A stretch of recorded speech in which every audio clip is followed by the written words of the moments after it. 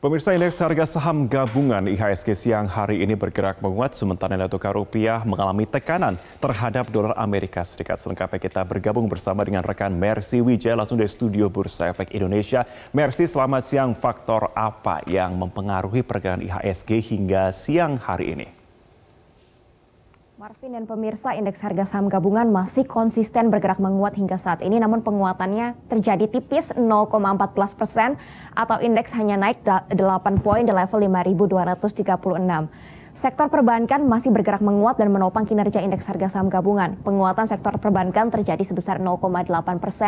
Begitu juga ada penguatan pada sektor properti sampai 0,81%, sehingga sektor-sektor inilah yang menjadi penopang penguatan indeks harga saham gabungan. Di sisi lain ada sentimen positif dari Bank Indonesia yang mengumumkan indeks keyakinan konsumen di bulan Agustus mengalami perbaikan dari angka 86,2 menjadi 86,9. Ada perbaikan tipis, namun angkanya masih dianggap rendah karena di bawah angka 100, yang artinya konsumsi masyarakat masih cukup rendah, masih pesimis untuk membelanjakan uangnya, sehingga ini menekan kinerja indeks harga saham gabungan dan membatasi penguatannya pada perdagangan hari ini. Dan masih terjadi penjualan bersih dari investor asing senilai 267 miliar di pasar reguler, sehingga memberatkan kinerja indeks harga saham gabungan.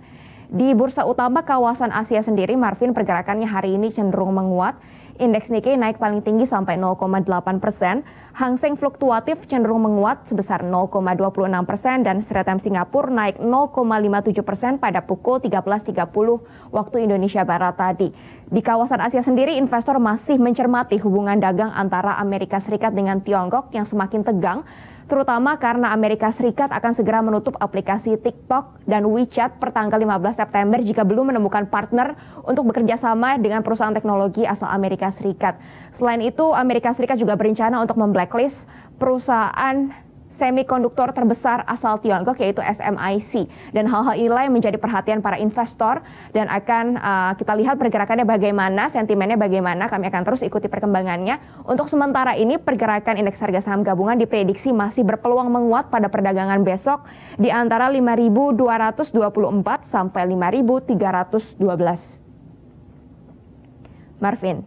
Ya, Mercy, lantas bagaimana dengan nilai tukar rupiah sendiri? Apakah sampai dengan siang hari ini sejalan dengan pergerakan IHSG atau justru sebaliknya? Ya, Marvin, pergerakan nilai tukar rupiah berbeda dengan indeks harga saham gabungan yang menguat. Rupiah justru melemah cukup signifikan terhadap dolar Amerika Serikat. Pelemahannya sampai 0,71% pada pukul 13.30 siang tadi di posisi 14.818 rupiah per dolar Amerika Serikat. Memang hari ini dolar Amerika Serikat menguat terhadap mayoritas mata uang dunia. Dolar indeks pun saat ini masih menguat 0,36% terhadap 4 mata uang utama dunia.